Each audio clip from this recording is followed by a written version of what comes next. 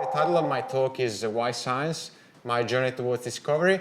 I organized this talk in 5 different sections, and each section analyzes one different aspect of science. So let's start with the first chapter. Science is as boring as you want it to be, which means that it can actually be fun. So this is a theme that is particularly dear to me because almost on a daily basis you go and you meet some new people and you introduce yourself and then they ask you, so what do you do for a living? And all the time I come up and say, oh, I'm a physicist. And people look at me and say, oh, really? When I was in high school, physics was so hard and it was so boring. So I don't have statistics on this, but I think that I get this answer maybe 80–90% of the time. So I thought, so first of all, I don't think physics, maths, and in general science is much harder than any other subject, history, philosophy. They are as hard as mathematical physics. So this brings me to another point, which is, maybe it's not that mathematics, physics, and science are particularly hard. It's the way that they are taught. They are not particularly appealing. So I set up this little experiment that we're going to do today. In which I pose you 2 different problems, and I want you to see what is your reaction to these 2 problems. So this is the first problem. Let's read the problem together. So Paul is on a diet. At the supermarket, he buys a box of 3 slices of ham, and the box weighed 1/3 of a kilogram. But Paul had to stick to his diet, and to stick to his diet plan, the doctor allows him only to hit 1/4 of a kilo. So Paul has to work out how many slices of ham he can possibly hit, right? So before we even get to answer the question, I want you to raise your hand if you think, as soon as you read this problem, oh, this is boring. Why do I even do this? Or even you ask yourself, why didn't Paul ask directly for 1/4 of a kilo of ham if that was all he could eat, right? I'm asking you this question because this is how usually science, and in this case, this is mathematical problem, is usually taught. And I find it that is very uncompelling. So now let's get to the problem and try to solve it. So just to summarize, basically I have 3 slices of ham. They weigh 1/3 of a kilo, but I want to know how much 1/4 of a kilo is. So think about the answer. So here are 4 possibilities. So before I give you the final answer, just think about it in your head and think which one is the answer that you would give. Okay, so this is how the problem is taught in school. So you have a quantity that is 1/3 of a kilo. You have 3 slices, so you divide that by 3, and you have to find the variable x that multiplied by these 2 gives you your final answer, that is 1/4 of a kilo, right? So if you do this, you get that the answer is 2 1/4 of a slice. Now, the problem with this kind of questions is that they're very unintuitive. And I understand that they try to teach you, to give you a tool, in this case, how to solve mathematical equation. But I find that this way of posing problem really goes against what is intuitive. Just to prove my point, this question was asked to a few people, few teenagers and kids of around your age. And one of the kids came out with this solution, which I find is very, very illuminating. So he said, okay, I have 3 slices, they weigh 1/3 of a kilo, so if I put together 9 of them, I have an entire kilogram, right? So if I divide it by 4, I get exactly 1/4 of a kilogram, which is 1, 2, and 1/4, which is our answer. So this to me proves that what's wrong is not really the mathematics or the physics itself, but how it is taught in school. So now let's move to the second problem. So we all know the Flash, the Crimson Comet, and we know that it can run as fast as the speed of light. Now I pose you a question. Can it run over water going that fast? Now, this second problem, I find it a little bit more compelling than the previous one, and you will see that I can introduce a lot of concepts that are pretty hard concepts, but even if they are hard and requires quite a bit of math to understand, you can try just by intuition to give an answer. And also, I find that it's a little bit more involving than just the previous one, which was a boring problem. Now think about the answer before I give you the yes or no answer. Do you think that Flash can actually run over water by running such a high speed? The answer is, of course, yes, but let's see why. So I can introduce the concept of viscosity. So viscosity basically measures how hard it is for an object to move through a fluid. So if you are moving in air, air is not particularly viscous, it's not particularly dense, so you can move easily through air. But if you think that you are in a pool and you try to walk across the pool, the water is much more dense, has a higher viscosity, so it makes that much harder. And if you think that the pool is full of honey, you can understand that that's even much, much harder. So honey is much more viscous than air. So from a physics point of view, what does that mean? So on a molecular level, how does that all work? So in air, the molecules are very far apart one from each other, and they're moving at a whipping speed. It's about 350 meters per second, which, by the way, is the speed of sound in air. So because they're moving so fast and they're far away one from each other, when I try to walk through these molecules, I don't find any resistance. Hence, hair has a very low viscosity. I always try to explain this with the analogy of a herd of cows. So if you think of that you have a group of cows that are very spread out and they're all running very fast, if I try to push another cow in the herd, the other cows will just run off, and this cow wouldn't see any resistance, wouldn't feel any resistance. However, if I have all the cows already arranged in a herd and they are walking very slowly, if I try to push another cow into the herd, the other won't have time to move away, and so this additional cow will find a lot of resistance. This is intuitively the concept of viscosity on a molecular level. So actually, if this cow could move as fast as the others, then, as I say, we find resistance. So if we could move as fast as the molecule of air, 350 meters per second, then we would find hard to move through air. And this was a feat that was actually reached, I think, in 1947 by this guy called Chuck Yeager. There is a picture of him here on this supersonic jet. And on the right, you can see this nice picture where if we move as fast as the molecule of air, we actually gonna hit a wall, the sound barrier, which is nicely depicted here with this cone of molecule of air. With this in mind, this means that we would find actually a barrier that opposed to our motion. So this is actually a feat that the Flash, to go back to our comic, actually uses in one of his adventures. He ran, as the comic says, he ran as fast as the speed of sound, and then he accumulates all this molecule of air in a barrier, and when he stops, he launches his barrier of molecule of air against the evil guy, knocking him out. So in this case, I have to give credit to the people that wrote this comic. The physics behind this comic is very, very accurate. So now to go back to our problem, now that we have this knowledge, can the Flash actually run over water? Of course the answer is yes, because it's so fast that the water molecules won't have time to move away from his feet. So actually at that speed, there is possibly no way that it could sink into water. Now one could ask, well, what about propulsion? Because if you know a little bit of physics and the third law of Newton, you know that to move forward you have to have something that creates a force that is opposed to your forward motion. Now I'm not going to go through into detail because I wanted to move on, but I just want to hint to a Nature paper that came out about 10 years ago where people were asking about this problem, because there is this little insect that is called commonly a water strider. And they didn't know exactly how little insect like this could actually walk over water. So these insects are very light, so they can float on water without sinking. But they didn't know exactly how they could propel themselves forward. And they discovered not long ago that they could do that because the shape of their legs and the way they move them create this back-propagating vortex that push them forward. Now, just to conclude this section, I just want to point out that I think the way you put a problem makes a big difference. It can be very boring, or it can be, like I hope I shown with this second problem, a little bit more compelling. So I invite everybody that is into teaching science to try to teach them in a very intuitive and also compelling way, rather than just stick to the boring problem and give students some tool.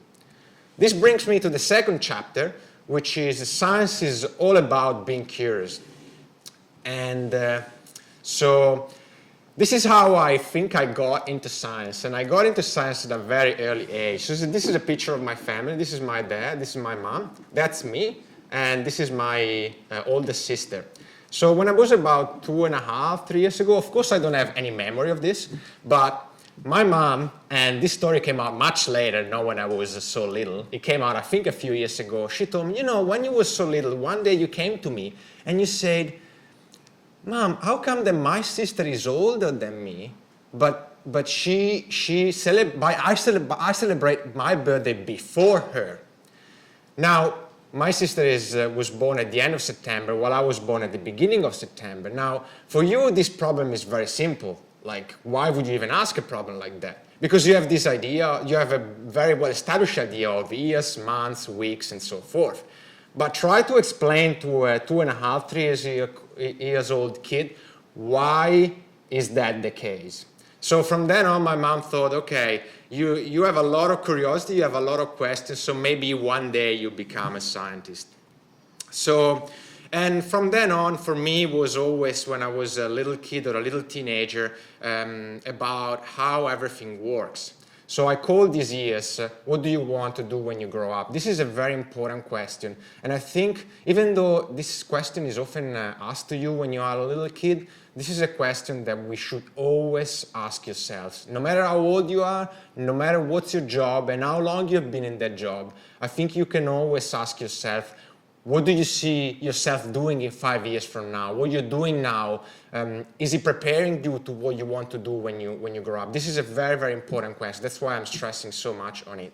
So here I have a couple of examples that when I was a kid, I always thought about. Like, how is it possible that a ship that big does not sink? And the problem is not super easy, but it's not that hard. And maybe towards the end, I'm going to give you a hint. Same thing, if you see this massive airplane here, have you ever asked yourself how a thing so massive can actually fly into the air? And even more compelling is how can we conquer space as we did launching a space shuttle? So from then on, I kept studying physics, mathematics, and science because I was very interested into it. Now, if you don't believe me, that's me when I was a teenager a long time ago. Unfortunately, when I was at school, my teacher wasn't a great teacher. She knew a lot about maths as a teacher and the physics, but she wasn't very good at explaining it to us. So I didn't have a great experience in high school, and I hope that teachers today are more willing to involve kids, as I thought I was able to demonstrate with my second example of Flash, to try to involve kids in mathematics and physics and science, because I think this is very important. But luckily, even if I didn't have a great teacher, I stuck with my passion and I kept doing physics and science. So I went to university to study engineering. And here there was a little bit of a fight with my parents because I wanted to study pure mathematics and pure physics because I thought that basic science was the real science. But you know, your parents say, yeah, if you do engineering, you're going to find a job much more easily. So in the end, I sort of find a compromise and I decided to do engineering, but engineering for mathematics and physics, which had a lot of stress and focus on pure mathematics and pure physics.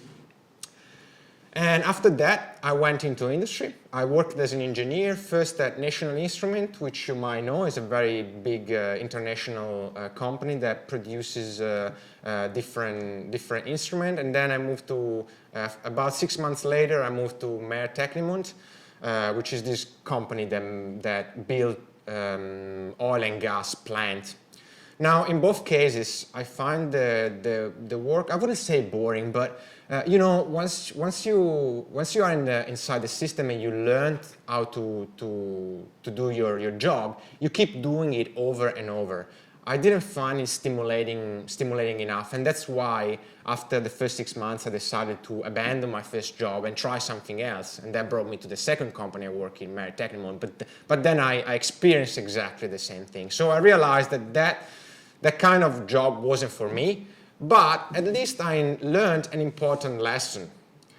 The lesson that science is universal. Somehow I always knew that in the back of my head, but I never really thought about it until I had a very interesting job interview. So I went to this job interview, and it was a collective job interview, so I wasn't the only one there. There were a lot of people, and we're all interviewed at the same time. And they make us solve problem together, and they interview all together where all the other people were there. And when we introduced ourselves, I realized that I was the only engineer there. Everyone else was doing business, economics, finance. So I went through the process, I passed the collective interview, and then I finally went into the one-to-one interview. And at the end of the interview, this lady that was interviewing me, that was a psychologist, she asked me, so do you have any question about the job? And I said, yeah, actually, I do have a question. How is that in the group of people that were interviewed, I was the only engineer? And she didn't even have any hesitation. She answered right away saying, we look for engineers and scientists because we like the way they approach problems and we like the problem-solving skills. So at that point I realized, it doesn't matter what job I'm going to pick up at the end. The fact that I have a good, strong, solid scientific background will allow me to do any job that I want, because I have those basic skills that I can apply to anything else. And that was an eye-opening for me. So science, as I said, is universal, and it doesn't have border. For example, if you are an accountant and you want to move from Australia to the US and you want to be an accountant in the US, you have to do other exams. You have to see their specific program to become an accountant there. And to some extent, this is even true for a medical doctor that you would think is a very international, without borders profession. Now, in science is not the case.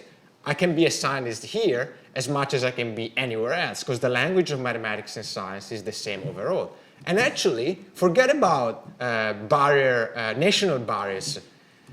There is a paper that came out not a long time ago, in 2008, so only a few years ago, where they proved that the ratio between the mass of electron and the mass of protons that are basic elements that constitute our matter is the same here as much as it is in a very, very distant universe, proving that basically the law of physics, they are the same everywhere in the universe. So it's not just a matter of science goes across borders. It really, really is universal. So it's so universal that when in 1972 and 1973 we sent out some spacecraft, particularly the Pioneer 10 and 11, to survey Jupiter and then to be sent in the interstellar space, we decided to put on the spacecraft, there is a picture here of this plaque attached to the spacecraft, this particular plaque. So this plaque is called the Pioneer plaque, and it's full of scientific information. So the one on top here is a molecule of hydrogen. So I'm not going to go into much detail, but all these lines are explaining that we understand quantum mechanics and we understand the hyperfine splitting present in the level of this, in the energetic level of this molecule.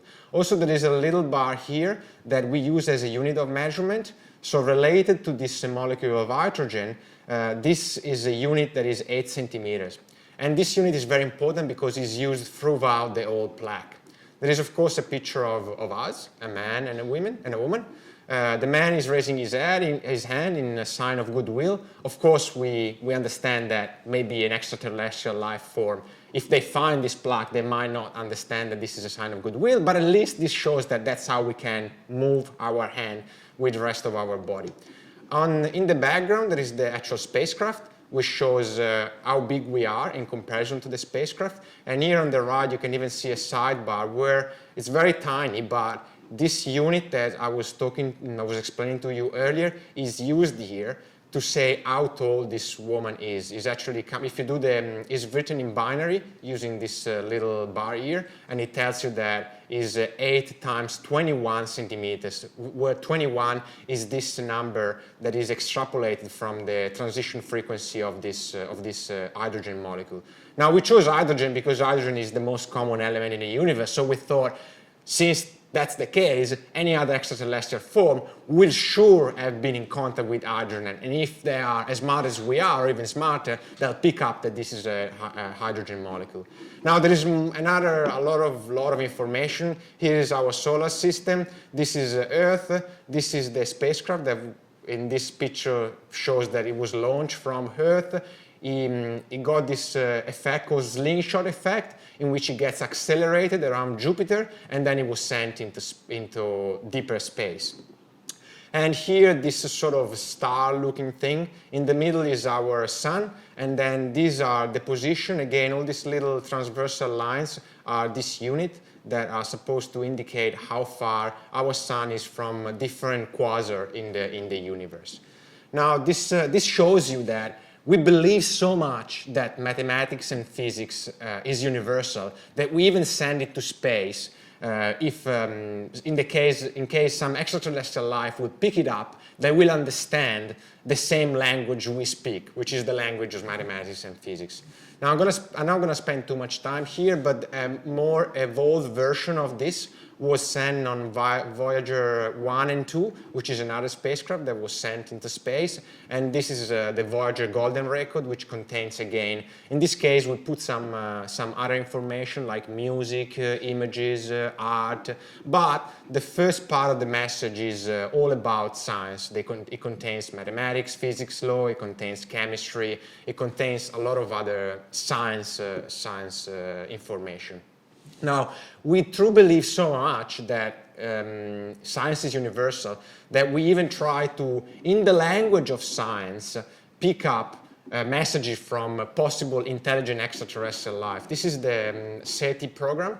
If you've never heard of it, it's a program that was started in the 70s to try to pick up the existence of intelligent extraterrestrial life. And in fact, in 1977, there was this very well-known wow message where from this telescope we pick up a radio frequency that had all the hints that pointed that the signal that we picked up was actually from wasn't just from a random signal that would be into space. And the reason for that is because it was at a very specific frequency, which is the frequency of the molecule of hydrogen that I showed you before, 1420 megahertz. And in nature, this very rarely happens. Nature doesn't like to send messages in a very specific frequency when we talk about space. So this was, for a long time, was thought that it was a hint that maybe we actually picked up a signal. So we tried to scan that area of the sky again, which is in the constellation of Sagittarius, but we never got back to the signal. And there is still, of course, dispute today that that message was actually from an evolved form of life or not. But the fact that we are looking at that specific frequency, the frequency of hydrogen, with the knowledge that now you have that hydrogen is the most common element in the universe, we thought that it could be a good hint that maybe it was sent by some very intelligent form of life. So this passion for science brought me back to a more academic interest. So I abandoned engineering and I got to pure science, pure physics. So I left Italy in 2008 and I came here to Australia to do my PhD. And after I finished my PhD in quantum physics, I'm now working here at Macquarie University. So this brings us into my fourth chapter, which is Science is Useful. Now, this is another very dear theme to me. So I have an example here. In 1850, there was this dialogue between these two men. This guy is William Gladstone, and he was the treasurer of the British, of the United Kingdom, and this guy was Michael Faraday. So now this episode is still disputed. We're not sure if it actually happened. But I use this as an example because I think it's a very powerful example. So Faraday was a genius. He didn't have any much education. He basically taught himself chemistry, mathematics, and physics. and is known for having basically laid the foundation of everything we know about electromagnetism. He didn't have a very good background in mathematics, and that's why people after him formalized all he discovered in a much more rigorous way, but he really had an understanding of what was going on. So he was at a conference, and he was presenting some of his results on electric current. And the treasurer of the British Empire asked him, okay, I'm very interested by this current thing you're talking about, but what is it good for? And apparently, Faraday replied something on the line, well, I don't know, Sir Gladstone, but I'm pretty sure that at some point you're going to put a tax on it. So this shows you that it's not always clear where we are going when we are doing science, but almost always we end up developing some technology that is going to be very, very useful for society. And here I have many other examples of this. For example, when we start studying quantum theory of solids, we didn't know what we could get out of it. Why would we care how matters behaves at a very, very, very small scale that we can't even see?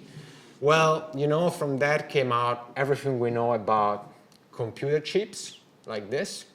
And by the way, this still fascinates me. I have a basic understanding of how these things works, but having here a piece of plastic with some contacts, a little bit of silicon, and from here being able to carry in a pocket a smartphone, this is to me still mind-blowing. And I invite you to think about this. I remember I went to Vanuatu, which is this archipelago in the Pacific Island, and I spent almost 20 days in the middle of nowhere, where these people live in villages. They live out of the land. They have very, very little contact with technology, apart from the occasional tourists that go by. They don't have electricity. They have running clean water only 2 hours a day. And when they see things like this, they believe there is some device come from some sort of God. So I really invite you, you grow up with these things in your hand and you don't realize how far we have come. And here there are other examples. Nuclear magnetic resonance is now used for MRI imaging, which is a very, very powerful medical instrument for studying cardiovascular, but also muscle, bones. It's a very, very important medical tool, as well as beings creating particle accelerator. And one interesting example is Einstein relativity. So Einstein, which by the way, I show you here in this picture, they always show Einstein very, very old. This is a picture of Einstein in 1921 when he got his Nobel Prize, and you see he's still a young man. He was in his 40s, I believe, there. So he actually achieved a lot of his achievements when he was much younger, not when he was all old, as we always see him in the pictures. But yeah, Einstein relativity, people thought, well, how good is it to know that space and time are one thing? Well, you know, today, because of that, we have GPS navigation. And again, go back to our phone, we can locate ourselves with the precision of a few meters just because the laws that Einstein discovered. If we didn't know about that, when you try to triangulate your position on the phone with the satellites that orbit around Earth, in a day, you would be off by a kilometer. So the fact that this morning, if your parents drove you to school by using a GPS navigator, and you made it on time to be here to listen to me, you have to thank Albert Einstein, and it's the fundamental discovery of relativity. Which brings me to my last chapter, which is science is powerful, and it's not just powerful, it's empowering. Now, I always think that if you are a scientist, you are, I wouldn't say better than other people, but you are more attentive of what's going on around you. So I always have this analogy. I believe that people that are not scientists, they go around with this pair of glasses, and when they see a picture like this, they just see the picture. However, if you're a scientist, you go around and you can still appreciate the beauty of that landscape. But at the same time, you understand that there is a lot going on behind it. And I represented here this with the water cycle example. So if I go back, here, behind this beautiful landscape, there is actually a lot of science going on. Water evaporation, condensation, rains, precipitation, and all that.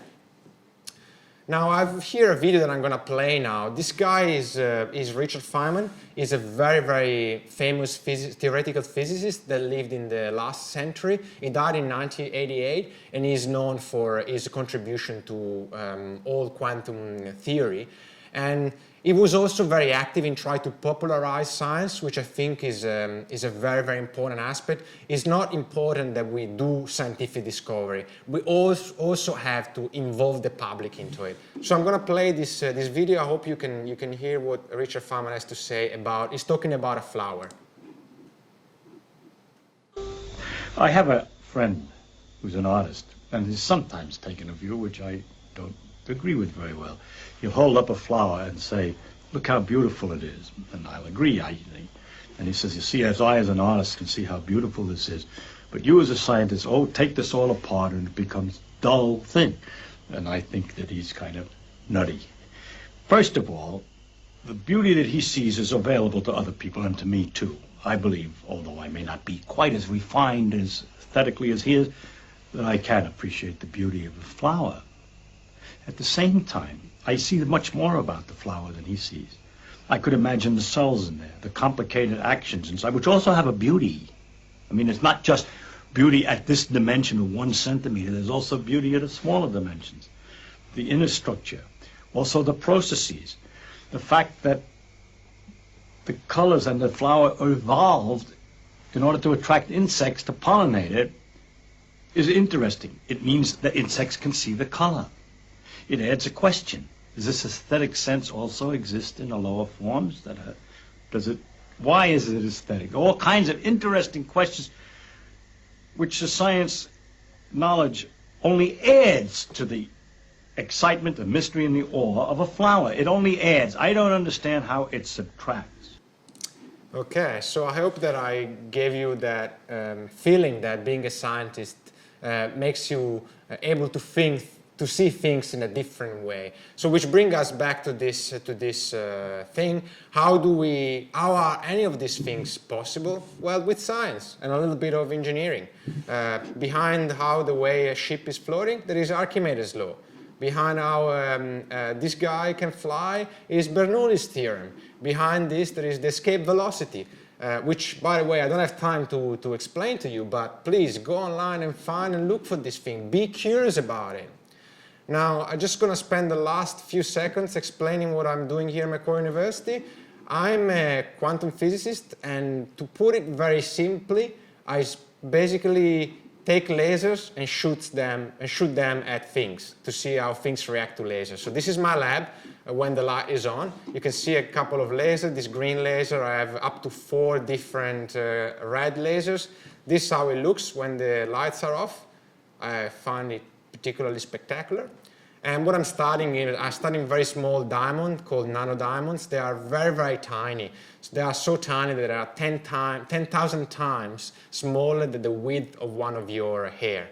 And I study them because they contain some little impurities. These impurities are actually what gives different colors to diamond. You know that you have pink, yellow, brown. The coloration in the diamond is given by this defect that the diamond contains. And I study these defects because they can be used for doing quantum computing. So maybe one day build computers that are super, super small, much smaller than the one we use today, and much, much more powerful and faster. They can be used also for doing high resolution sensing, so measure, for example, magnetic field or electric field at a very small scale.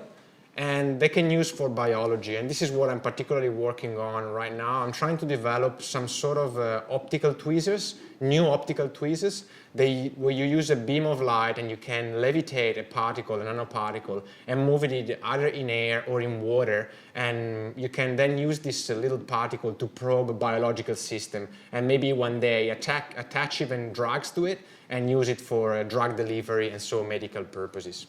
So with this, we come to a conclusion. This is the summary of my talk. I hope I showed you that science can be fun. It's definitely about being curious. is universal because everybody, even from outer space, if there is anybody out there, they will speak the language of science, and of course is useful and powerful. So thank you for your attention, and if you have any questions, I'm happy to answer them.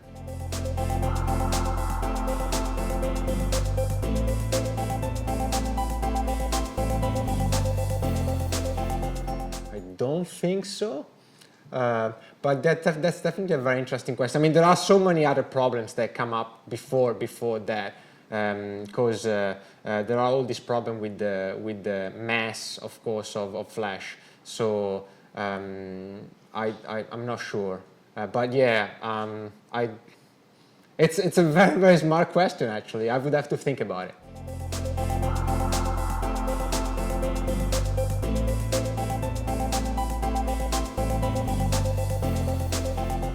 Yeah, there is a lot of, like, as I said, this is a very complicated matter, and I mean, we don't have time, and also I wouldn't be the best person to answer all these questions. But just to make an example, if you're sitting next to the pyramid, because the pyramid is such a massive object,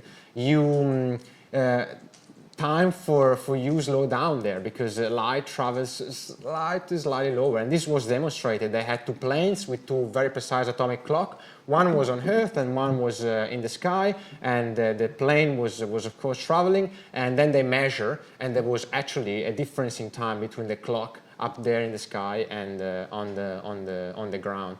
And by the way, when relativity that Einstein proposed was demonstrated with an experiment in which it was shown that a big mass in the universe was bending light as it was predicted, Einstein was totally unimpressed with it. He knew it.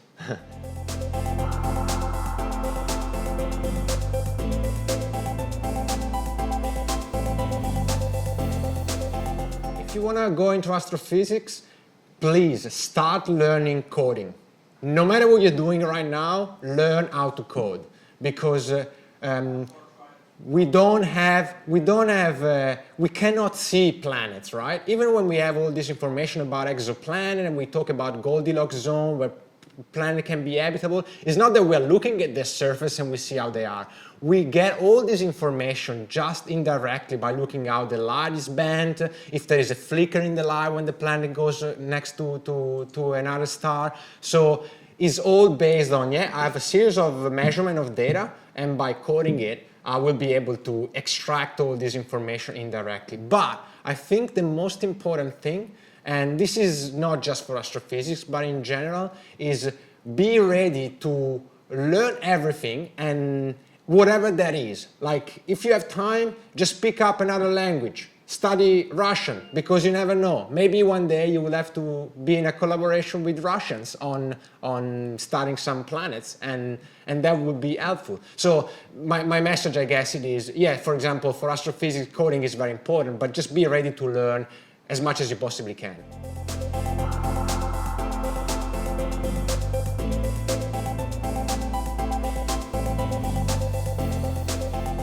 C is very good, because it's one of the first that became very popular. So every code that came after is based on it. I would recommend Python because it's a free coding language. There's a lot of astrophysicists that are using, because it's open source. So not only is free, but you get a lot of support. So I would recommend you look into Python. Thank you. Thank you for paying attention for 45 minutes.